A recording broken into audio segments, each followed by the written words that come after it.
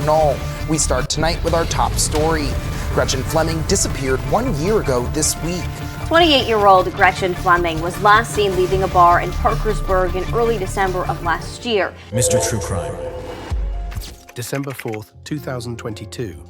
27-year-old Gretchen Fleming was last seen leaving a bar in her quiet West Virginia hometown.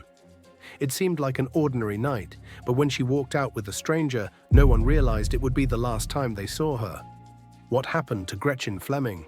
How did a regular night out in her small hometown become a mystery that still weighs heavily on her family and friends? As time passed and the search for answers grew more urgent, one thing became clear: something went wrong that night. Born on Christmas Eve, December 24, 1994, Gretchen grew up in Parkersburg, West Virginia. A quiet town of 30,000 people along the Ohio River, it was the kind of place where everyone felt connected. For Gretchen, it was home, a place that shaped her life and made her who she was. After her parents divorced when she was young, Gretchen and her younger sister Emma were raised by their father David. David worked hard to ensure his daughters always felt loved and supported, even as their relationship with their biological mother became distant. When Gretchen was 14, David remarried a woman named Jennifer, who brought her young twins into the family. David and Jennifer welcomed another child shortly after, creating a busy blended household with plenty of new dynamics. At first, Gretchen may have felt unsure about all the changes, but she grew close to Jennifer over time. Their bond grew more assertive, especially after the birth of David and Jennifer's child, and Gretchen embraced her role in this new family. She also grew to love Jennifer's twins, and the family adjusted smoothly, creating a warm and supportive home where everyone found their place. Blending the family wasn't easy, but their love and support brought them closer. Gretchen stood out effortlessly, with a strong sense of individuality and creativity that shaped her personality. She was passionate about fashion, especially thrift shopping, where she could turn unique pieces into bold, stylish outfits. She often completed her looks with her favorite Doc Martens, adding a touch of edge to her vibrant style. Beyond fashion, Gretchen's creativity extended to her love of reading and her incredible talent for makeup. She perfected the iconic red lip and winged eyeliner, a signature look that's both bold and precise. Whether through her outfits or her makeup, Gretchen had a way of letting her personality shine. Gretchen's artistic flair was evident at Parkersburg High School, where she was known for her love of books, vintage shopping, and thrifting. She was active and involved, with a passion for writing, traveling, and music, always looking beyond the boundaries of her small hometown. Gretchen expressed herself uniquely through her fashion, makeup, and creative pursuits. She made an impression on everyone who knew her. After graduating high school, Gretchen was drawn to the excitement of city life. While Parkersburg's small-town charm shaped her upbringing, she was ready for something bigger. She moved to Raleigh, North Carolina, a lively city of nearly 500,000 people. She enrolled at William Peace University and later studied political science at Shaw University, navigating the challenges of adulthood and independence. Fiercely independent and creative, she took on various jobs, exploring her interests while trying to figure out her direction. While living in Raleigh, she met a boyfriend and eventually moved in with him. However, after about a year, the relationship ended, leaving her unsure of her next steps. Gretchen returned to West Virginia in 2022, seeking a fresh start. She hoped being home would bring comfort and clarity to focus on her goals. At the same time, her family was going through a difficult period. Her relationship with her biological mother had always been complicated, and now her mother was on life support. She hadn't expected that coming home would lead to a life-changing encounter. After moving in with her paternal grandparents, Louise and Phil, in Vienna, a quiet town just 10 minutes from Parkersburg, Gretchen's life took an unexpected turn. But her return was quickly overshadowed by tragedy. Soon after she settled in, Gretchen lost her biological mother. The loss hit her hard and added to the pain of her recent breakup.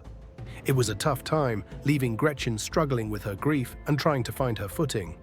At 27, Gretchen felt restless and eager to escape the sadness of her past. She was searching for a fresh start, something that could bring the renewal she desperately needed, even if it meant leaving the comfort and support of her family home once again. Despite everything, Gretchen found a way to move forward. She got a job at H&M as a sales associate. It wasn't her dream job, but it gave her purpose and helped her work toward becoming a flight attendant. Gretchen lived with her grandmother, Louise, who had a simple rule. If Gretchen wasn't home by 10 p.m., the door would be locked. It was an early curfew for a 27-year-old, but Gretchen understood. Louise was older and preferred to keep the house quiet at night.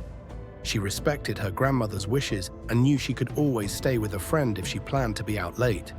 It was a small price to pay for a place to call home. Naturally free-spirited, she often spent a few days away from home, staying with friends before returning. This arrangement had worked well for months. While she always carried her phone, she wasn't in constant contact with her family. From May to early December 2022, she lived this way, working, spending time with loved ones, and focusing on herself as she navigated life's challenges. Nothing about her routine seemed out of the ordinary or cause for concern to those around her. However, shortly after Thanksgiving, unease started to build. On November 24th, the Flemings celebrated the holiday with extended family, as always. It was a warm and familiar evening, filled with the usual comforts of the season. However, in the following days, David noticed something unusual. Gretchen wasn't responding to his text messages. At first, he didn't think much of it. Gretchen didn't drive and often relied on others for rides, sometimes making her hard to reach. Being out of touch for a day or two wasn't uncommon. However, as time passed, David's concern began to grow. It wasn't just that Gretchen stayed out overnight or for a few days. Those habits weren't new. This time, there was a silence that didn't feel right. She was independent, and her family respected her space, but the lack of communication, especially after the holiday, felt unsettling. Something about it was different. On December 3rd, 2022, everything changed for her family. That morning, her grandparents dropped her off at work. Gretchen casually mentioned she wouldn't be coming home that night, planning to stay with friends, a routine she had followed. But as the days passed without word from her, Louise's concern grew. By December 11th, what had started as unease turned into alarm. Gretchen's phone and social media remained inactive, and something felt deeply wrong. That same day, Louise went to David and Jennifer's home out of growing fear. Not for a casual visit. She explained that she hadn't seen or heard from Gretchen since dropping her off at work on December 3rd. At first, it hadn't seemed unusual, but as the days stretched into a week, Louise knew something was wrong. Hoping David might have heard from her, Louise turned to him for answers. Instead, her visit marked the start of a heartbreaking search for Gretchen, leaving the entire family desperate for clues about what had happened. On December 11th, after realizing something was seriously wrong, David and Jennifer took action. They drove through the streets of Parkersburg, searching for any sign of Gretchen. Their search led them to one of her regular spots, a bar and restaurant called The Front Row. The Front Row, a popular dive bar known for its live music, bar games, and comfort food, was one of Gretchen's favorite spots. It seemed like the most logical place to start their search. Her absence didn't feel like a simple delay, it felt far more troubling. Hoping for answers, they went to the bar and began asking questions, showing her photo to the bartender. The bartender immediately recognized Gretchen and confirmed she had been there the weekend before. But what they learned next was deeply unsettling.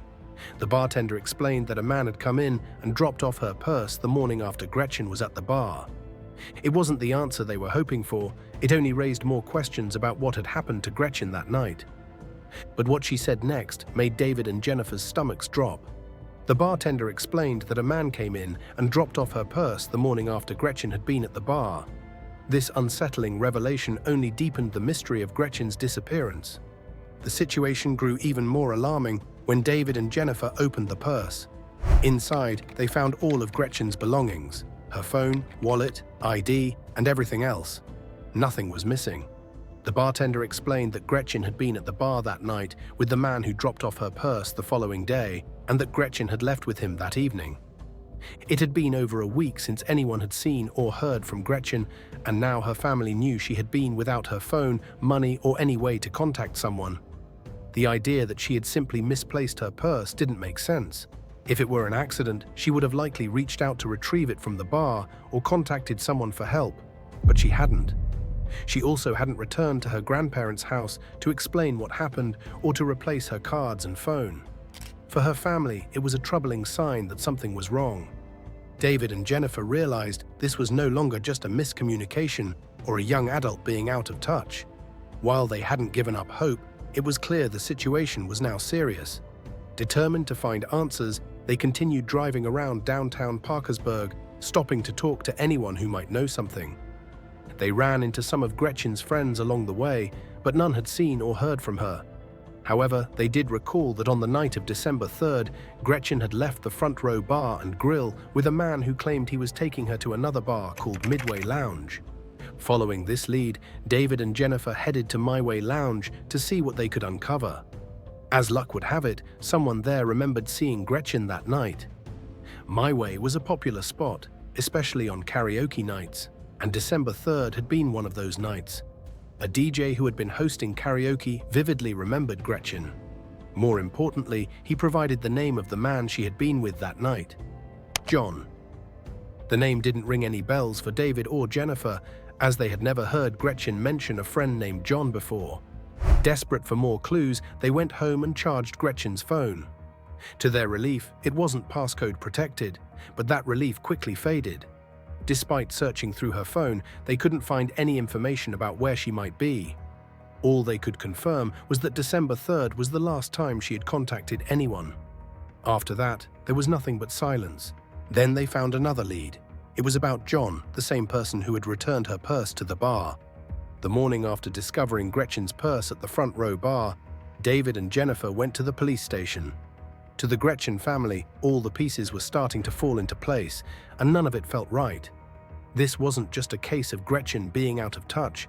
The discovery of her purse, with her phone, wallet, and ID still inside, combined with the fact that she had left the bar with a stranger, painted a concerning picture. Every passing moment only deepened their fear and urgency to find her. As they tried to piece together what happened that night, David spoke with some of Gretchen's friends who had been with her on December 3rd. They told him she had left the Front Row Bar around 11 p.m. with a man and was heading to My Way Lounge, a small dive bar just 7 minutes away.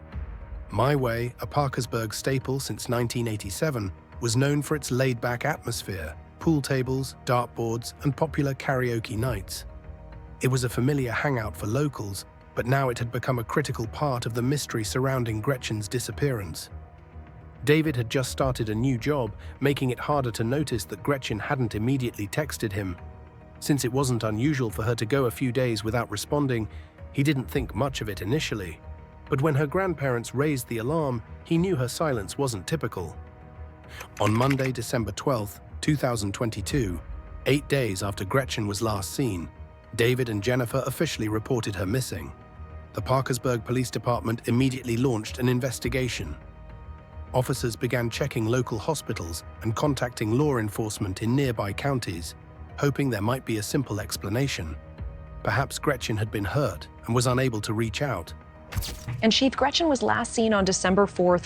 Her family did not report her missing until December 12th. Did they share with you why they waited so long, and has that impacted your investigation at all?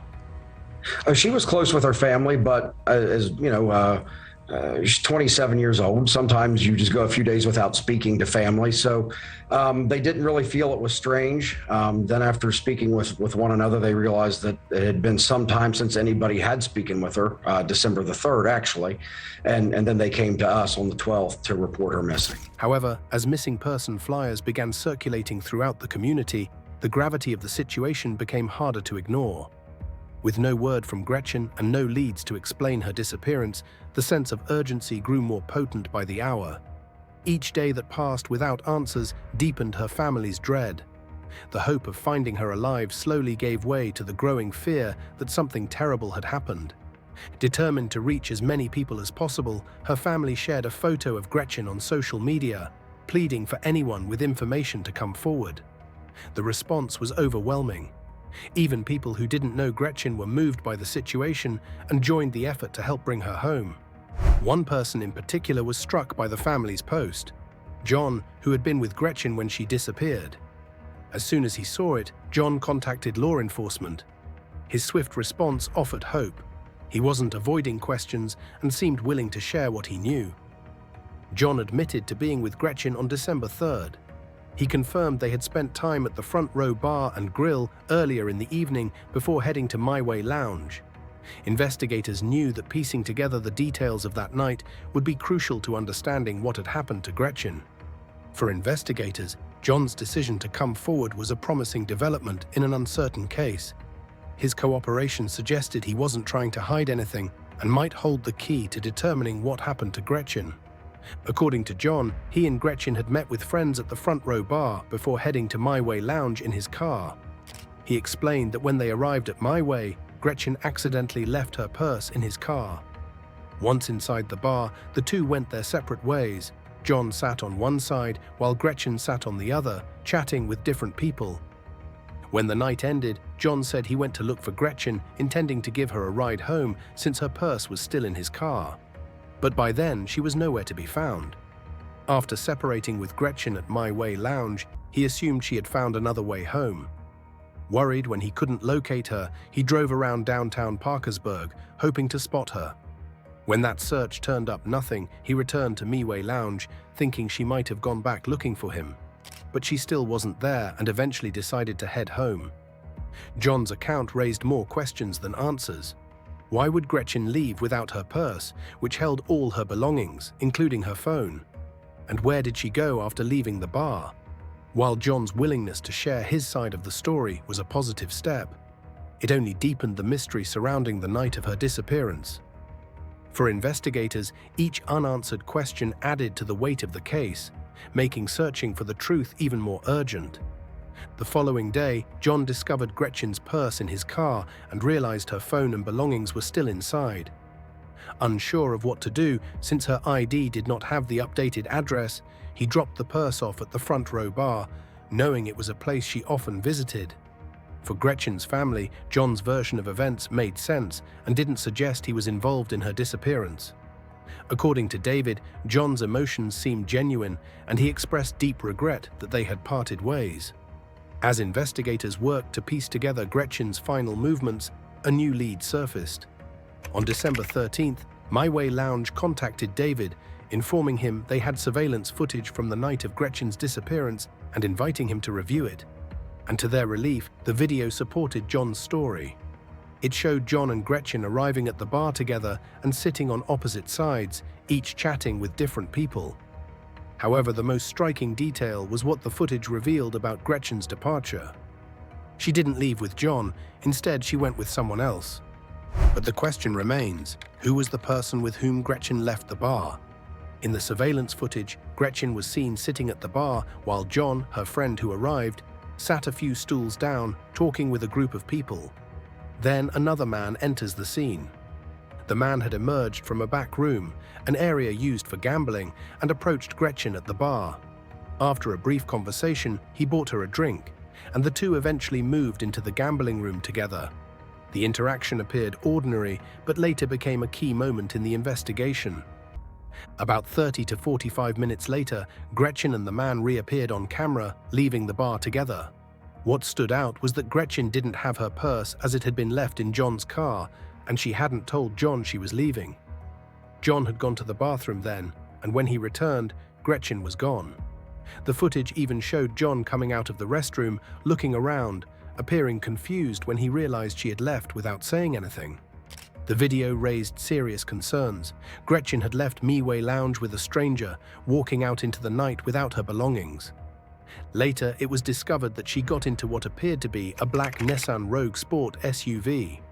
From then on, there were no more sightings of Gretchen, leaving investigators with more questions than answers about what happened next. For her loved ones, learning that she had left the bar with someone they didn't know was devastating. Police thoroughly examined the footage from My Way Lounge, searching for any clues that could shed light on Gretchen's disappearance. While many details were withheld to preserve the investigation's integrity, one fact was confirmed. John, the friend who had been with Gretchen earlier that night, was not considered a suspect. John fully cooperated with law enforcement, and even Gretchen's father, David, spoke in his defense. John, "I know he didn't have anything to do with this," David said. "I've spoken with him. He was just as shaken and scared as I was as a father." Although his role that night raised questions early on, John's cooperation was key to the investigation. Police cleared him of any involvement, and his willingness to assist proved essential in piecing together Gretchen's final known movements. From the outset, My Way Lounge played a significant role in the investigation. The staff, owners, and even regular patrons worked closely with law enforcement, offering their full cooperation. Investigators also appealed to the broader community, asking residents to review their security cameras for any signs of Gretchen or the black Nissan Rogue she had last been seen entering. Whether she was captured in the car or on foot if she exited, any footage could provide a critical lead. The car in question had several unique features that made it easier for investigators to track. It was a black Nissan Rogue Sport with an Outer Banks bumper sticker on the back driver's side window, Darth Vader decals on both rear seat windows, and license plate frames showing support for the Pittsburgh Penguins hockey team. This combination of details, beach pride, Star Wars fandom, and loyalty to Pittsburgh sports stood out. However, investigators didn't need to rely solely on the car's description to identify the driver. While reviewing the events of that night, investigators received a vital lead. The staff at My Way Lounge had carefully examined the surveillance footage and identified the man Gretchen left with, Preston Pierce, a 55-year-old regular at the bar. The discovery pushed the case forward, but Preston's reputation raised serious concerns. He was known as a troublemaker, someone people described as a piece of work, but others saw him as more than that. To many, he was a dangerous man. Preston quickly became the focus of the investigation as the last person known to have seen Gretchen. His actions that night were closely examined. The surveillance footage, My Way Lounge staff's cooperation, and community tips gave investigators the evidence they needed to begin uncovering the truth. When law enforcement started looking into Preston's past, disturbing details began to surface. Identifying him was a big step, but discovering what happened to Gretchen wouldn't be easy. In the early hours of December 13, 2022, Preston Pierce was brought in for questioning about Gretchen's disappearance. He claimed it was a simple story. They met at the bar, talked for a while, and he offered her a ride home. According to him, Gretchen asked to be dropped off at a specific spot in downtown Parkersburg, and he insisted he hadn't seen her since. Police began working to verify his account. Surveillance footage showed Preston's black Nissan Rogue leaving My Way Lounge, turning onto St. James Court Alley, and then heading down 6th Street before traveling along Ann Street toward the city's south side. At that point, Gretchen was reportedly still in the car. By December 14th, investigators had gathered enough surveillance footage to map Preston's movements that night.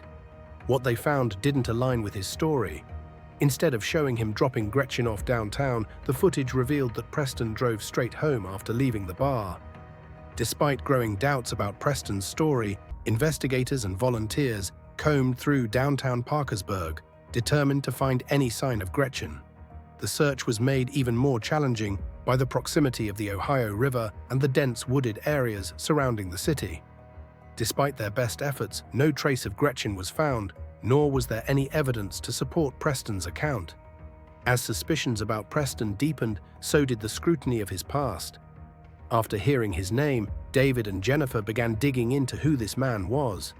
What they uncovered was devastating, not just for Gretchen's family, but for many in the community. Preston Pierce, whose real name was Darrell Lott, was a disgraced former police officer with a troubling history. He had been dismissed from the force following allegations of harassment, leaving a tarnished reputation that followed him throughout the Parkersburg area.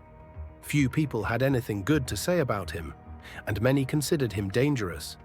His connection to Gretchen's disappearance only strengthened suspicions, making him a prominent focus of the investigation. As law enforcement dug deeper into Preston's background, the weight of his past further cemented him as a likely suspect. His behavior on the night Gretchen vanished, and his troubling history painted a disturbing picture. For investigators and Gretchen's family, this only fueled their determination to uncover the truth. Two bartenders from the front row, the bar where Gretchen had spent part of the night with her friend John, shared their reflections on her disappearance. Both said they weren't surprised when Preston Pierce, aka Daryl Lott, was identified as the man Gretchen left My Way Lounge with. Jessica, one of the bartenders, described how deeply the situation affected her. "It strikes you right through the soul because you're like, I was just with her, or I just talked to her. How could this happen?" she said. Casey, another bartender, echoed Jessica's thoughts. "It's a weird feeling because things like this have happened before.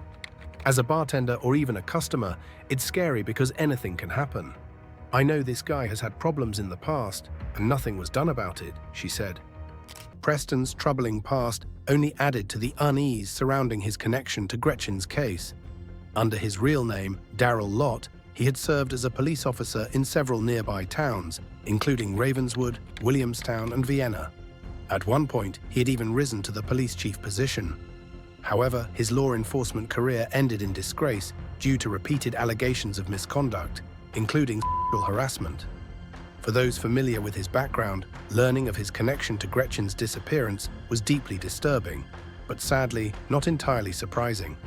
Despite his tarnished reputation, he managed to reinvent himself under Preston Pierce. He found work as a food delivery driver for DoorDash and Walmart's Spark service. This new role allowed him to interact with unsuspecting customers, and unsettling stories began to emerge about his behavior during deliveries, further fueling concerns about his involvement in Gretchen's case. One woman shared she met with Preston before the COVID pandemic. "He was my DoorDash driver one night when I ordered food at the little gambling place I worked at," she explained. After delivering her order, he returned hours later, not with more food, but with compliments.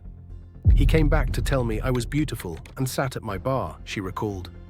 Feeling deeply uncomfortable, she texted her boss, asking for company so she wouldn't have to be alone with him.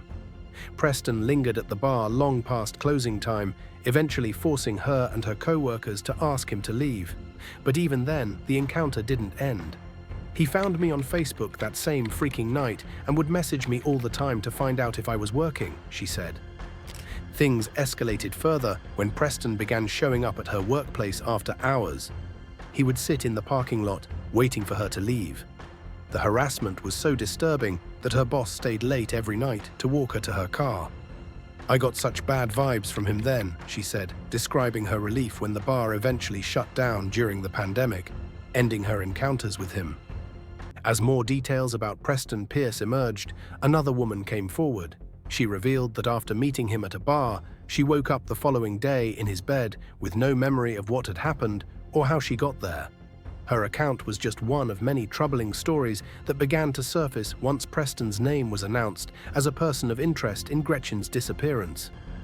Local women shared alarming stories on social media, describing years of discomfort caused by Preston's behavior. Several claimed he had stalked them, adding to the unease. His decision to change his name from Daryl Lott to Preston Pierce didn't erase his past. It only raised more concerns, appearing to be an attempt to hide his true identity. Even Preston's job as a food delivery driver appeared to be another way for him to exploit women. What should have been a simple service became a means for him to approach and harass customers.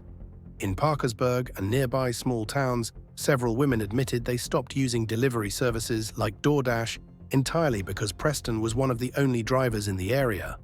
Because the likelihood of encountering him was too high, leaving them feeling unsafe in their homes. Women claimed Preston used his delivery job to approach them, treating it more like a dating app than a service. He would message female customers after deliveries, complimenting their appearance or asking them out. Some shared even more unsettling accounts, describing how he would return unannounced to their homes after a delivery, claiming he was checking in or pressuring them into agreeing to a date. His actions left many women feeling profoundly unsafe. One customer recalled an alarming encounter when she noticed a loaded gun in his car during a delivery. The thought of him driving around armed, especially after Gretchen's disappearance, was alarming. Preston's troubling behavior wasn't limited to his delivery job. He was also known as troublemaker at My Way Lounge. Beyond his public behavior, his private life also drew attention. Preston Pierce lived in a modest, 1,100 square foot, 2-bedroom, 2-bathroom house in a quiet, somewhat isolated area. The neighborhood had only a few scattered homes, adding to its sense of privacy. Across the street lay a steep hill, and a dense wooded area with rugged terrain was directly behind the house. The secluded property created an unsettling backdrop for the investigation. On December 15, 2022, 3 days after Gretchen was reported missing, detectives executed a search warrant at Preston's house, as well as on his black Nissan Rogue and a storage unit he had rented. Several pieces of evidence were removed from the home, though authorities confirmed that no human remains were found. Beyond that, investigators have not disclosed what was collected, stating only that the evidence was sent to the state forensic lab for testing. No new information or no piece of evidence was found, in the prior weeks or months that led us back here. This is part of just the investigatory process. So, some may look at it and assume that there has been a major break and we're back there. This is part of the arduous process that it takes to eventually get finality in a case like this. When police executed a search warrant, they removed several pieces of evidence. However, authorities confirmed that no human remains were found. Beyond that, the details of what was taken have not been disclosed, frustrating both the public and Gretchen's family. Gretchen's father, David, expressed fear and anger over the lack of transparency. Preston believes he is untouchable and above the law, perhaps because of his prior service on the police force. He said, his voice breaking with emotion, "I'm terrified for the community whose little girl is next." By January 2023, investigators revealed that Preston had stopped cooperating. This development only heightened suspicions about his potential involvement in Gretchen's disappearance. The mounting accusations, disturbing accounts of his behavior, and his connection to Gretchen's disappearance painted a grim picture of a man who had avoided serious consequences for years. Preston's involvement felt undeniable for Gretch. Yet without concrete evidence or a breakthrough in the case, the search for answers and justice for Gretchen remained painfully out of reach. Preston was a familiar face at My Way Lounge and the front row, where Gretchen and her friends often gathered. While they may have crossed paths before, police stated there was no evidence to suggest Gretchen and Preston knew each other before the night she disappeared. Unfortunately, Preston's troubling behavior wasn't limited to Gretchen's case. Many women in the community came forward with stories of stalking, harassment, and deeply inappropriate actions. According to locals, before his delivery jobs with DoorDash and Spark, Preston had been fired from multiple positions in the area, including jobs where he reportedly made advances toward underage girls. Even in unrelated jobs, his actions raised the alarm.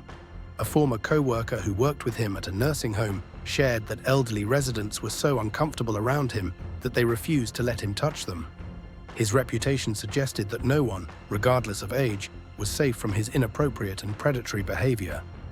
Preston's troubling behavior didn't stop there. One woman shared that he relentlessly asked her out. When she finally agreed to meet him, intending to let him down gently, his response was far from what she expected. His reaction turned hostile when she clarified she wasn't interested in anything more and refused his advances. He allegedly threatened to spread false rumors about their relationship and even vowed to contact her ex-boyfriend. Other women came forward with similarly unsettling stories. 2 women reported that Preston made advances toward them even though they were visibly pregnant. As these accounts surfaced on social media, they fueled the growing concerns about Preston and galvanized local search efforts for Gretchen. The sheer number of stories made it clear just how far-reaching his predatory behavior was. His presence was a constant source of fear and unease for many women in the area. At the same time, questions about his past and actions remained unanswered. The search for Gretchen continued with steadfast support from the community. We were hoping for 100 people, and I have 3 sisters and a good friend came to my house yesterday, and we made 200 sandwiches, made bags for them with cookies and sandwiches, thinking 200 would be enough, and it's not going to touch it. Even though it was cold and tiring and I'm ready to go home, I would do it all over again. Approximately 500 volunteers gathered to search Mount Wood Park, about 20 minutes east of Parkersburg, but once again, they found nothing. As the investigation slowed, false leads and misinformation took an emotional toll on the family and law enforcement. Each tip sent the Flemings on an emotional roller coaster, their hopes raised and dashed repeatedly.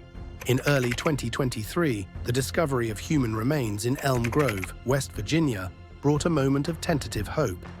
Located about 2 hours northeast of Parkersburg, the remains were briefly linked to Gretchen's case, as she was the most well-known missing person in the area. We got a tip from an out-of-state agency. Right now we have discovered some remains. Like those remains, we're going to send a medical examiner is going to take and identify them to see if they're human remains. This is possibly stemming from a missing person report.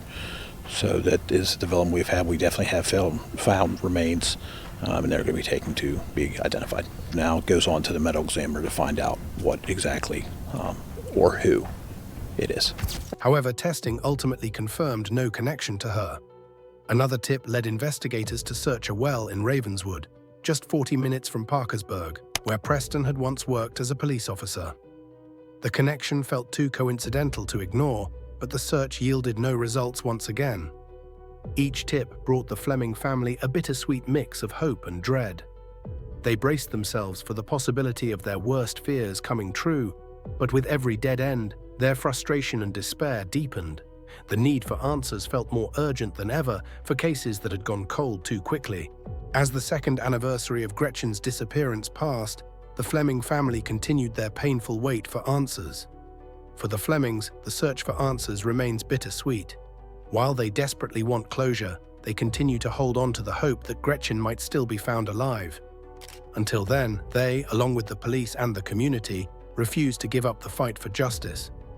In the aftermath of Gretchen Fleming's disappearance, her community came together in both grief and determination to find answers. Just 4 days after she was reported missing, a candlelight vigil was held, bringing friends, family, and neighbors together to pray and reflect. The vigil, though filled with sadness, was also a testament to the love and support that surrounded her family. Jake, an old friend from high school, organized the event.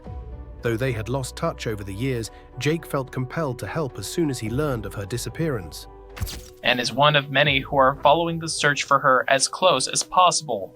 However, Grimm says that sometimes it can be overwhelming. We talk about it every day. People send us stuff. It's like you try to escape it just for a little bit because you just don't want to be in the mindset of it.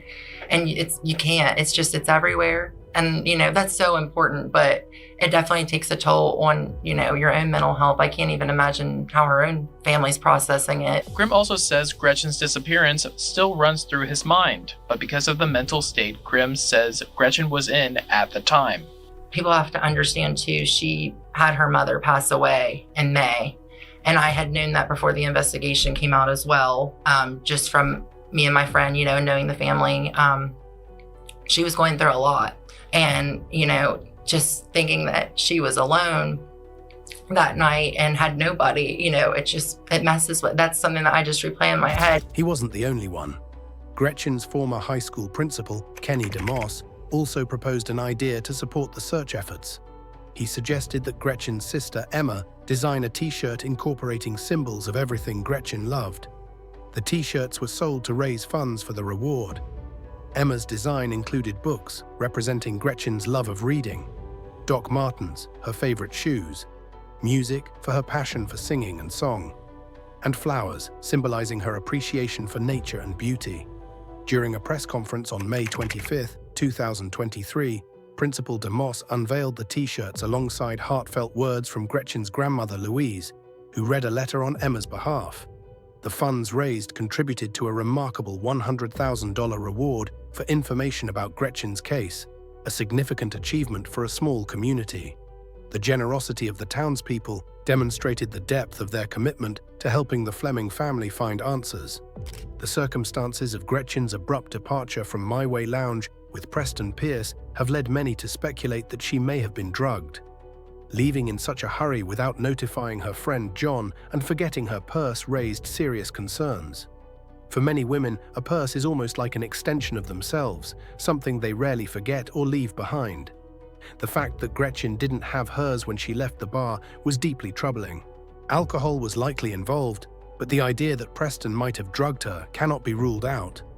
Surveillance footage from My Way may hold critical answers, though it's unclear how much of the bar was under video coverage. Small dive bars like My Way Lounge often have limited surveillance, leaving the possibility that the cameras missed key moments. Gretchen's grandmother, Louise, remained a steadfast voice of hope and gratitude, praising law enforcement's dedication to the case. "They are working so hard on this case," she said. "Please don't second-guess what they are doing. We are 100% supporting their efforts. They will see that Gretchen gets the justice that she deserves." Louise's strength inspired many, even as she faced her challenges. Tragically, after injuring her back during one of the early searches for Gretchen, Louise underwent surgery in June 2024, but did not survive the procedure. Her passing was yet another heartbreaking loss for the Fleming family. On November 16, 2024, human remains were discovered in a shallow grave near Morgantown, West Virginia, about 2 hours northeast of Parkersburg. For a brief moment, there was hope that the remains might bring answers about Gretchen.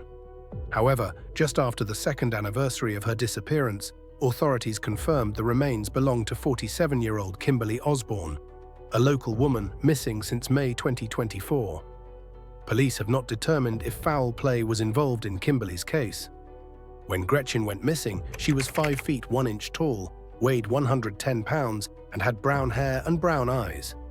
A $100,000 reward remains for information leading to an arrest and conviction.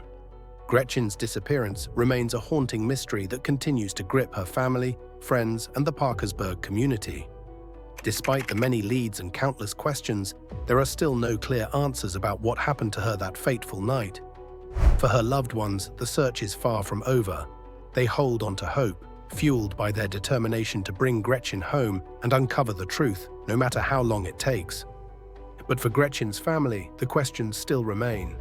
Where is she? What really happened that night? And will they ever get the answers they so desperately need? Some cases go cold, but that doesn't mean they're forgotten. Just like Gretchen, 19-year-old Dylan Rounds vanished without a trace.